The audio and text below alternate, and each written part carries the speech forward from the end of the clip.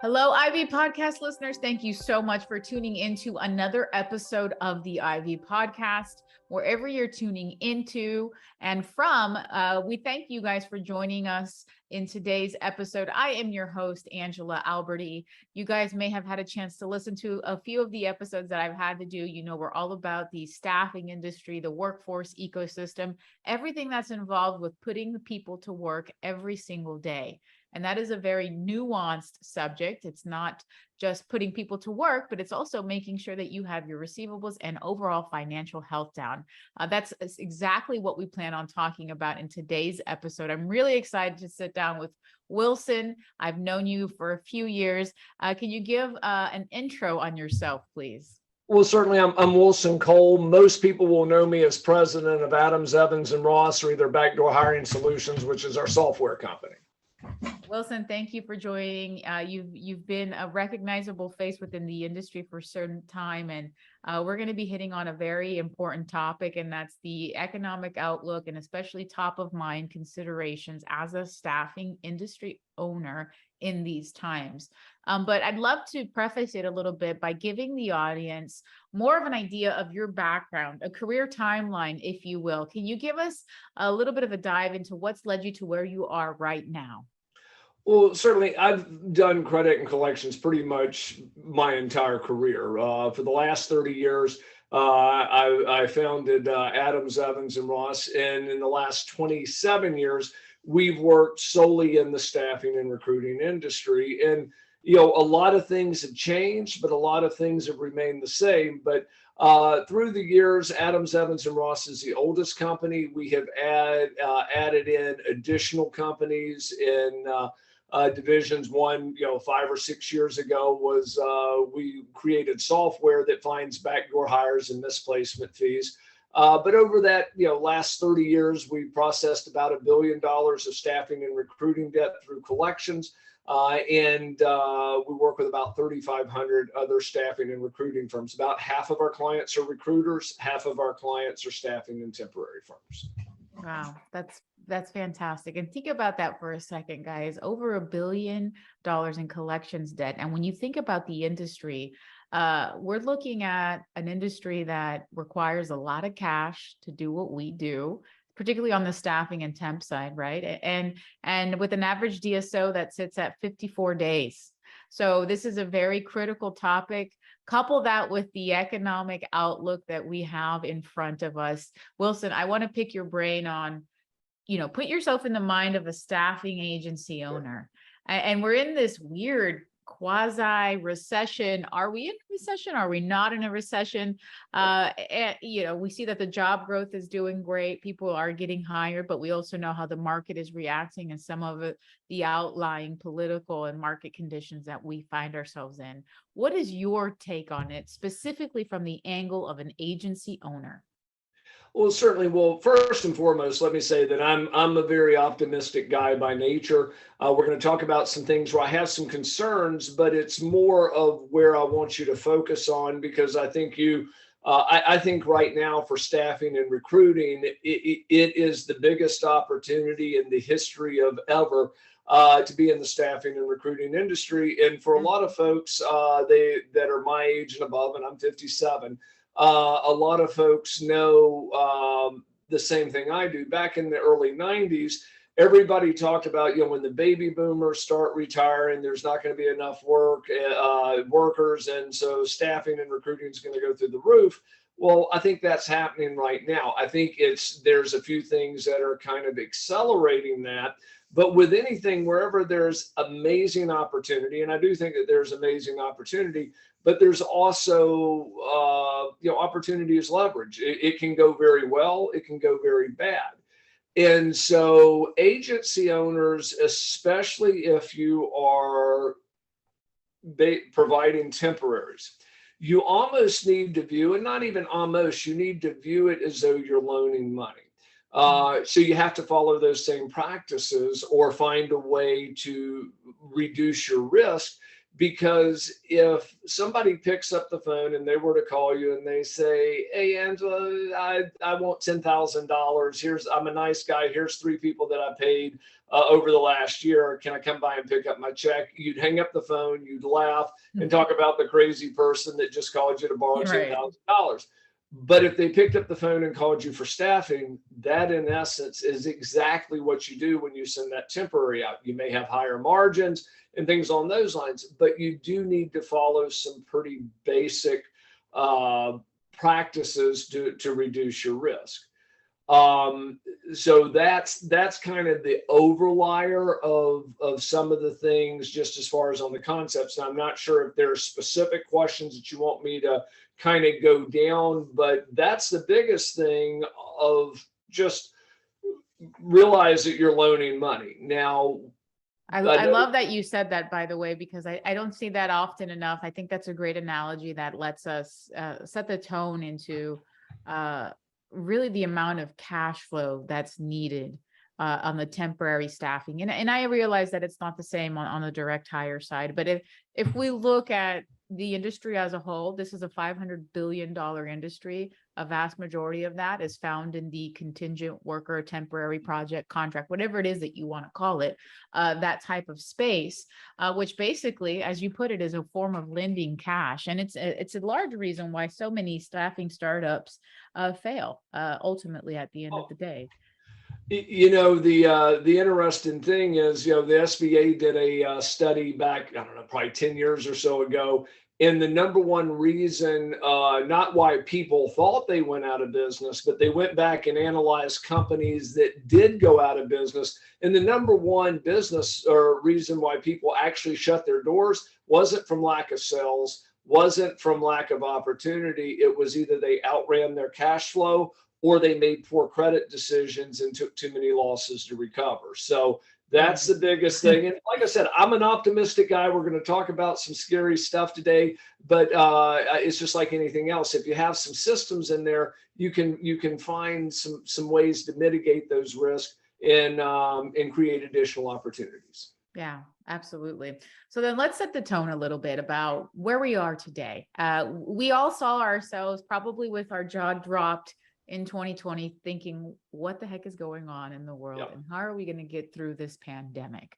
And honestly, we got through it from an overall market standpoint, that we know that many businesses were able to fare the storm, given some of the government programs that were enacted very quickly at that point in time. But now we're at the crux of that type of program running out. And let's dive in a little bit more because you speak to this so well, in what the PPP program has done to businesses and what to look out for, knowing that those programs are ending for potential clients of staffing agencies. Sure. You got a couple of things, and in my opinion, that the PPP, and even in my opinion, to a bigger degree, even the EIDL loans, which are the economic injury loans, that the government pumped out massive amounts of money specifically to small business. And the first time the U.S. government, you've always had the bank bailouts, you've had the auto bailouts. Well, this go around, small businesses are the ones that got injected with massive amounts of cash. And in my opinion, that's probably why you have some of the inflation. Certainly, in my opinion, that's why you have a lot of the inflation. But secondly, that may be also why you're not seeing the unemployment records drop, because you're not seeing mass layoffs, because everybody's sitting on a lot of cash. Well, everybody's familiar with the PPP, which you got, whatever, depending on the industry, you got 2.5 or 3.5 times or 3.5 months salary on your employees. Great program. And in my opinion, especially the first injection, kept people on the payroll and kept the infrastructure there. Brilliant program that I thought did a magnificent job. What they also did is they used an economic injury loan, which is typically used. Let's say I'm originally from the northern Gulf Coast. Down there, I'm in Atlanta. I have been in Atlanta for the last 30-some-odd years, but I still have a place down in Gulf Shores. And occasionally there's a hurricane that comes through. And when a hurricane comes through, the government, the SBA goes down there and says, hey, Mr. Restaurant owner, hey, Mr. Condo rental or realtor or whatever, we know that business is going to be bad for the next year or so, and you've obviously suffered some losses. We're going to give you loans that are 30-year terms, so you have very small payments, and they were at 3.75. Well, what 3.5% or 3.75% interest? What they did was when COVID hit, they said this is an economic injury disaster, so they made it available for the entire country. And you had to be a small business and some parameters, but what it in essence started out with, you could get a maximum of $150,000 without a personal guarantee, which is crazy. Go to your bank, tell them you want $150,000, try to go get without a personal guarantee. Would never happen. Well, as they pumped in the second round and the third round of money, this thing got up to literally $1 trillion, give or take 100,000 one way or the other. And what they did was they expanded it eventually to where you could get $2 million now per company. Now, the way that they did it was under 200,000, you weren't personally guaranteed, but your company was secured. Over up to $500,000, you didn't have to have a means test, which basically means you didn't have to show you had the ability to pay it back.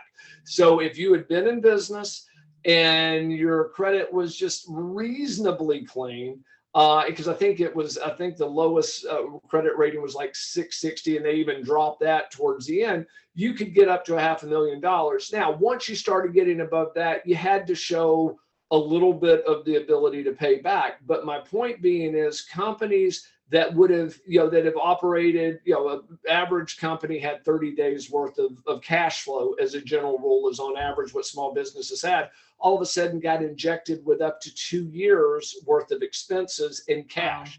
Now, there's some parameters where you couldn't invest it. It had to sit in, interest bearing or non-interest bearing accounts. But my point being is so much money was injected into the small business sector that everybody benefited. Even if you didn't get the EIDL loans, you were operating within the harbor that raises all ships. The market had so much cash in there, so people started adding employees, they started expanding, buying, and things on those lines. Also, in my opinion, if you take a look at what's really gone through on inflation, such as houses, and between that, and I'm in Atlanta, it may be different in different parts of the country, but between that $500,000, $1 million house, houses just went crazy. Well, that's typically where small business owners live.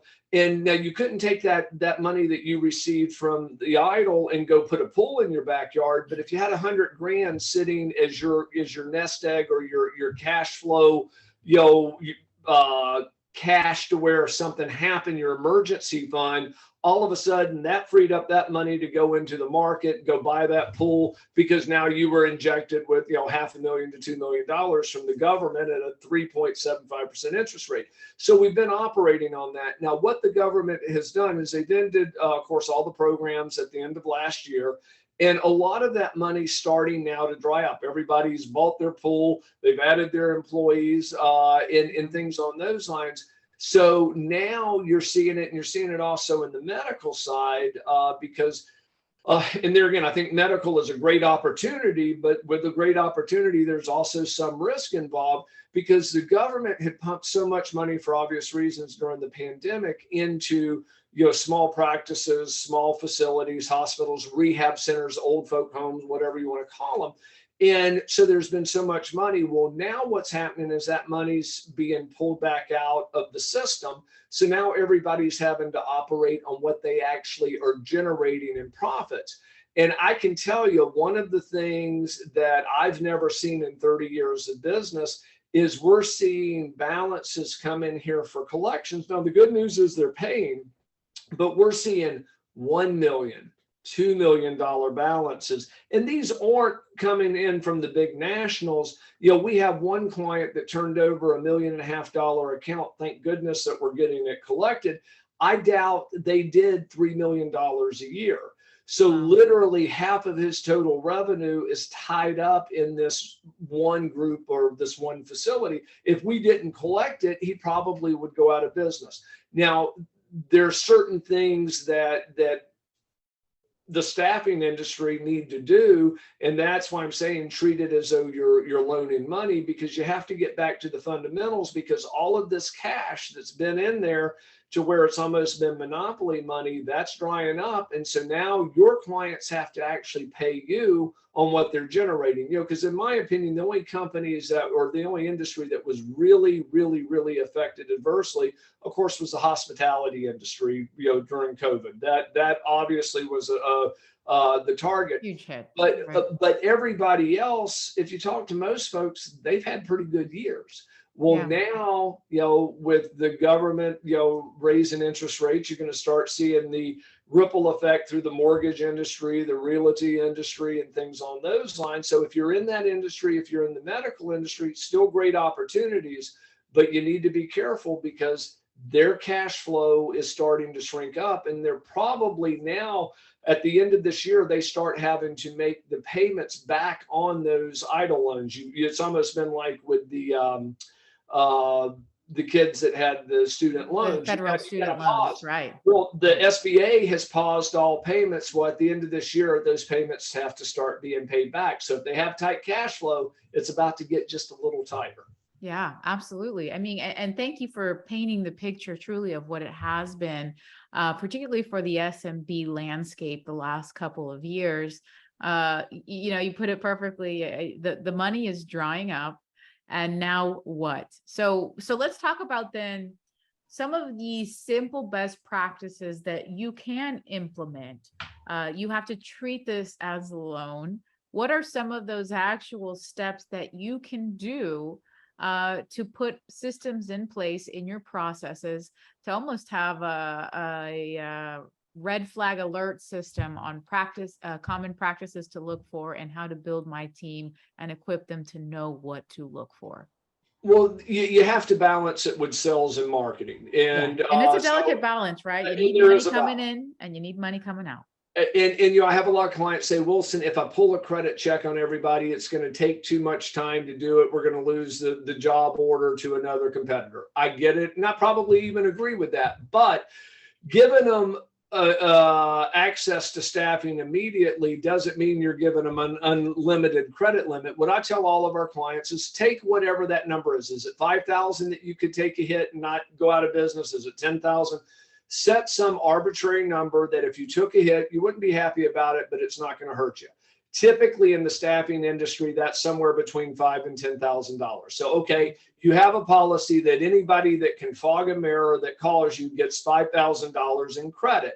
In the interim, what you do is you send over and you tell them, hey, we've set you up a $5,000 credit line. If you're going to go above that per week, then we need to get this credit application filled out. And so, you get the 3 trade references, 3 people that they're dealing with, and you get their banking information. And I still recommend, whether you utilize our credit screens or Dun & Bradstreet's or Experience, you go ahead and pull a business credit report, because you need the other side of the coin. I wouldn't extend credit based on what you find on our credit report or Dun & Bradstreet's, because it's not going to give you the entire information, but it will let you know, do they have any tax liens? How are they paying their institutional creditors? Are there any lawsuits? Because staffing firms, if a staffing firm's not paid, they don't pick up the phone and call Dun & Bradstreet and say, hey, this guy's 90 days behind and he owes me $10,000. Nobody does. Where staffing firms show up is on collections or either on lawsuits.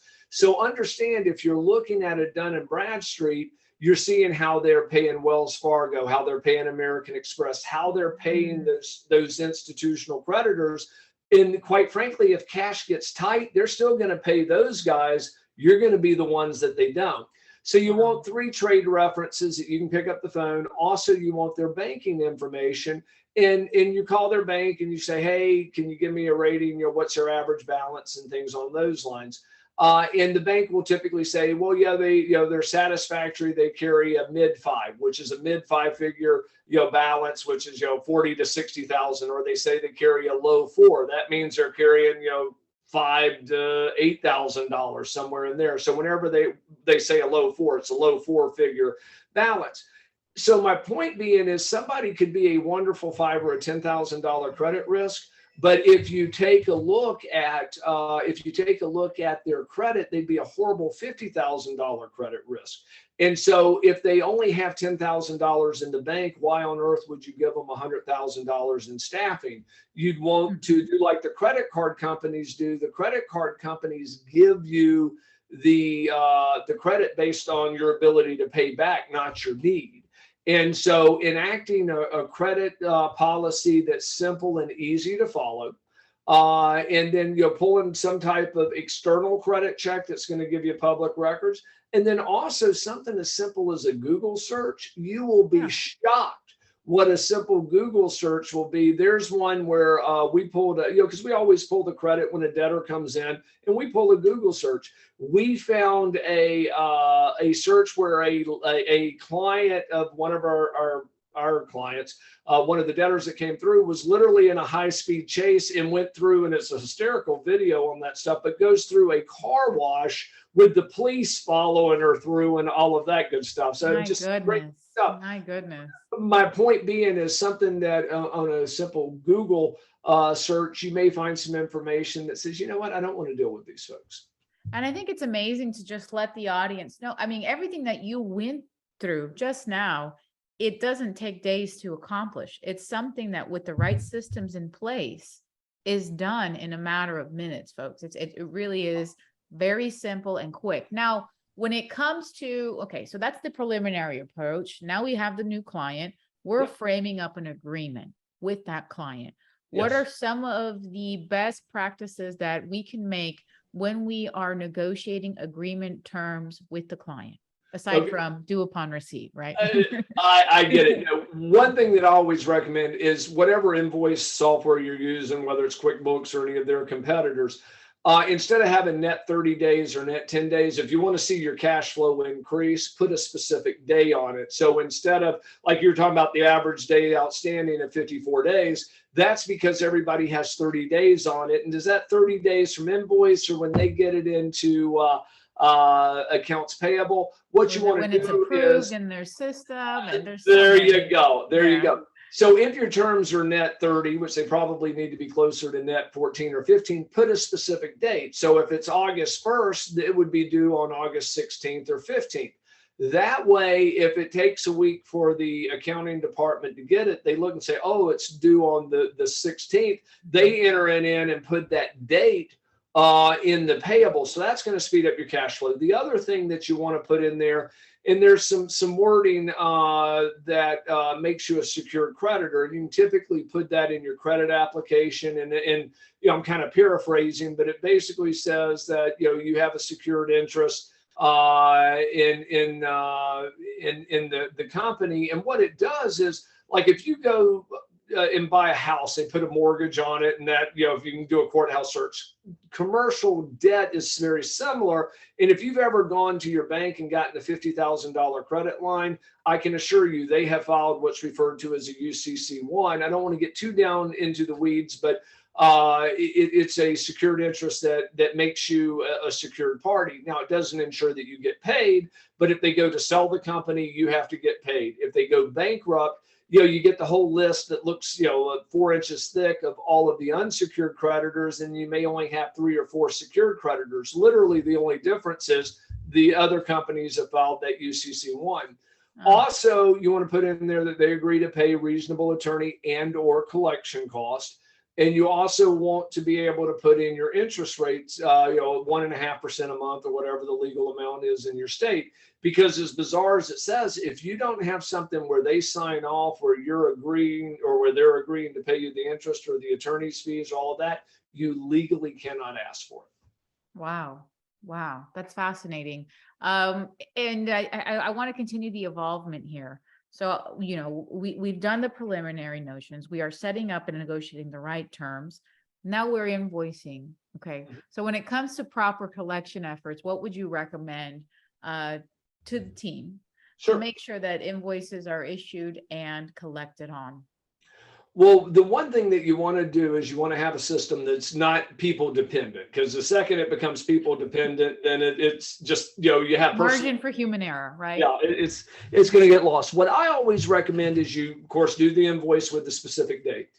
Also, you can create, a 3 collection letter or a pre-collection letter that isn't aggressive, that isn't abusive. It just lets the debtor know, or your client know, that you know that they're behind. What I always, something that we used to do years ago when we oversaw credit departments, before we just got to where it wasn't logistically possible, is we would recommend that they print out 3 postcards, and you could even use, a yellow sheet of construction paper, a red sheet, and a green sheet. And the first green sheet, you cut it into 3/4. You put it in with your statement. You can also just do it with an email or a letter that goes in with your invoice. And if they're beyond a week beyond that, 16 days or 14 days or whatever, you put that note in there, or you have it where the email gets triggered, and it basically says, hey, our terms are net 14 days. There's an invoice that's now due. Can you please make sure it's in your system and let us know when it's going to get paid? Just kind of a friendly reminder. If you don't get a response back, then about somewhere between 10 days to 2 weeks later, it says, hey, we sent you out a notice a couple of weeks ago. If you would, please take a look at it. Let us know if there's a problem. Here's my number. Call me. I'll assume it'll get wrapped up here in the next 10 days. If there's a problem and I'm not going to have it in 10 days, then just give me a shout. And then you have the one that goes out, and this would be the red construction paper. It says, hey, you're now 40 days behind or whatever. Our terms are net, 14 days. I need this payment sent to us immediately. Here's our tracking number. You can send it to me via, FedEx, or give your ACH information. But those 3 letters go out, and that's a version of the old collection letters that this industry that I'm in has been built on. But it's very friendly, and it also trains your client, because one of the stories that I think about is a client that we were overseeing their credit department says it's not going to work, and we had the postcards. I said, well, let's try it. And so the first time we sent out the postcards, we probably sent out 75 or 100 postcards.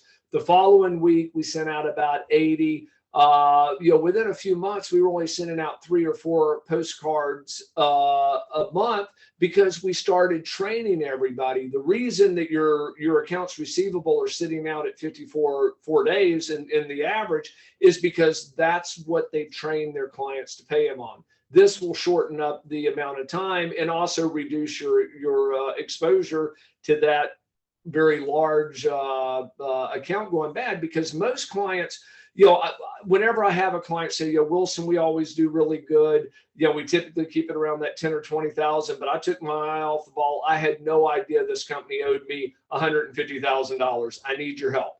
So you need something that triggers that to keep that $150,000 issue from arising.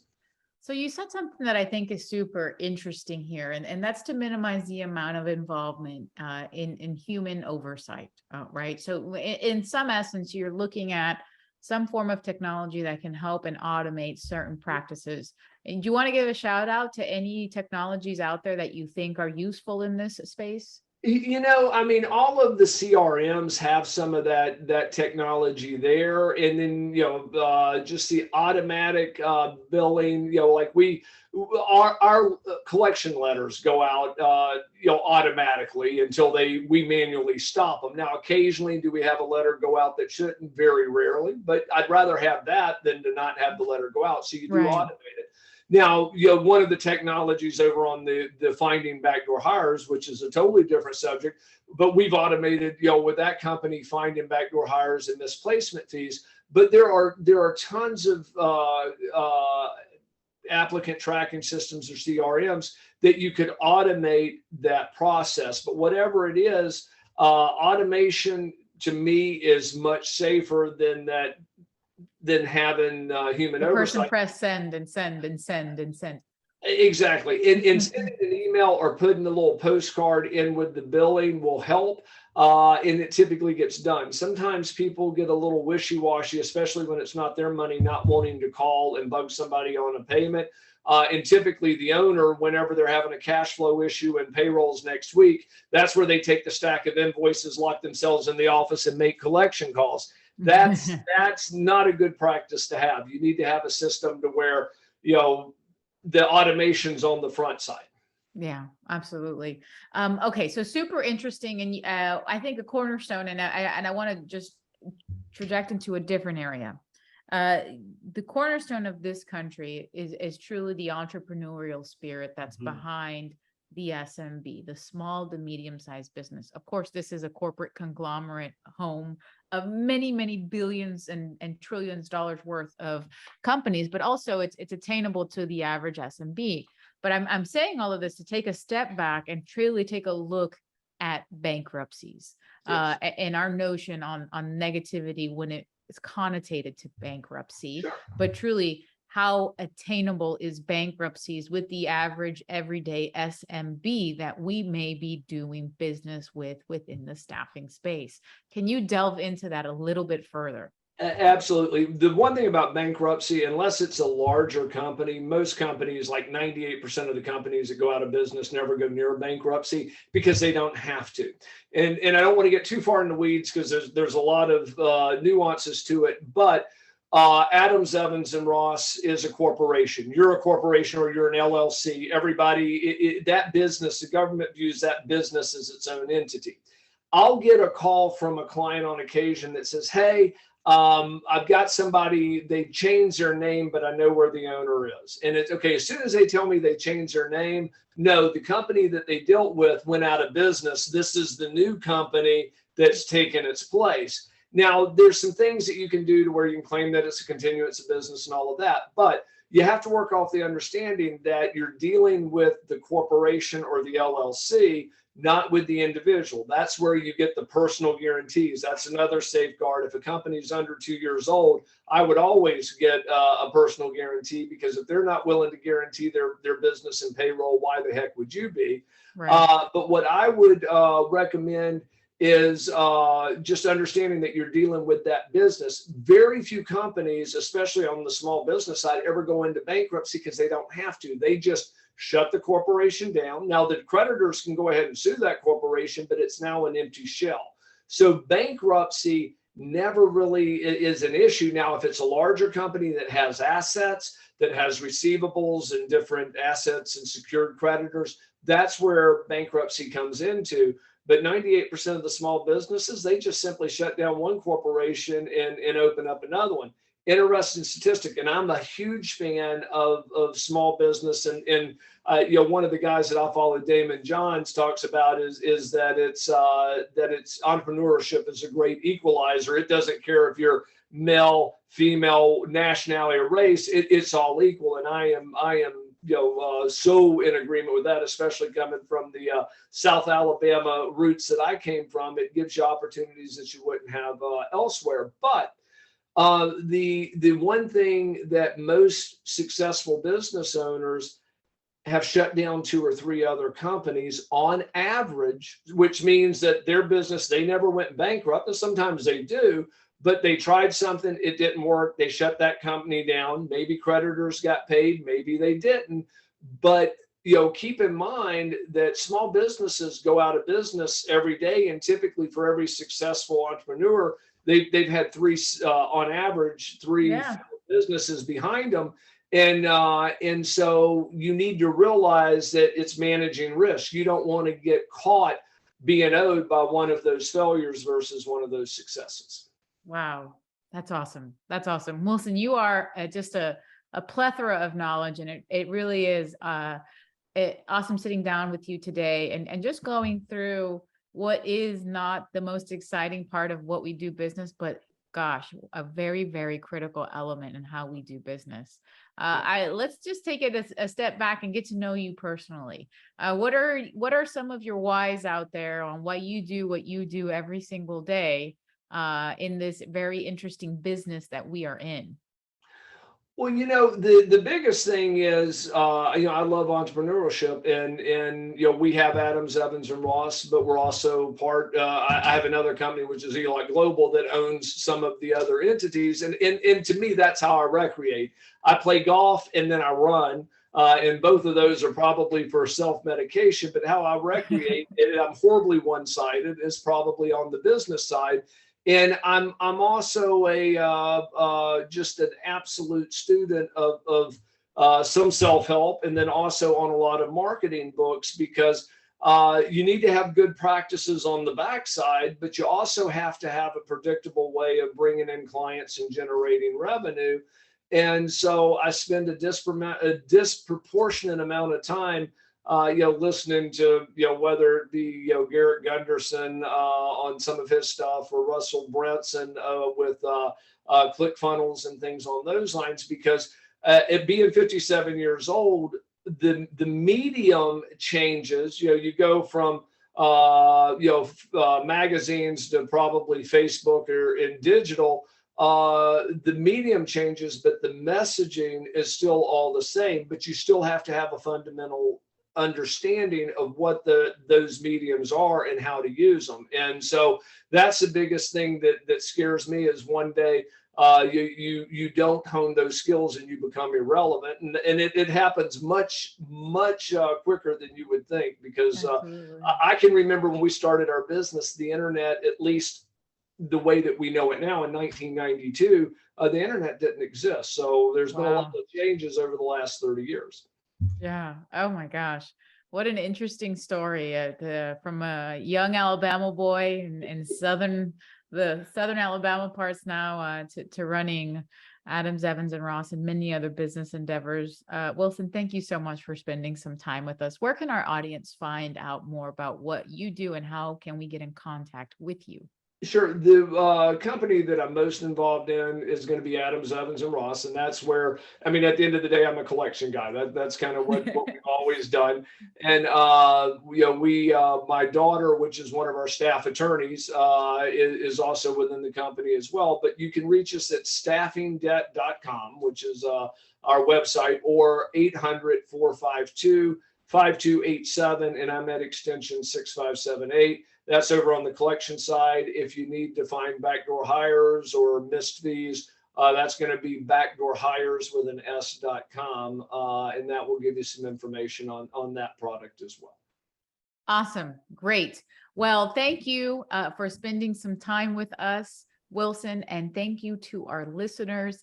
As I wrap up every single episode, I always say this: time is honestly the most valuable gift that we can give to one another in this very fast information age that we're listening and tuning into every single day. So we appreciate everyone for spending some time with us.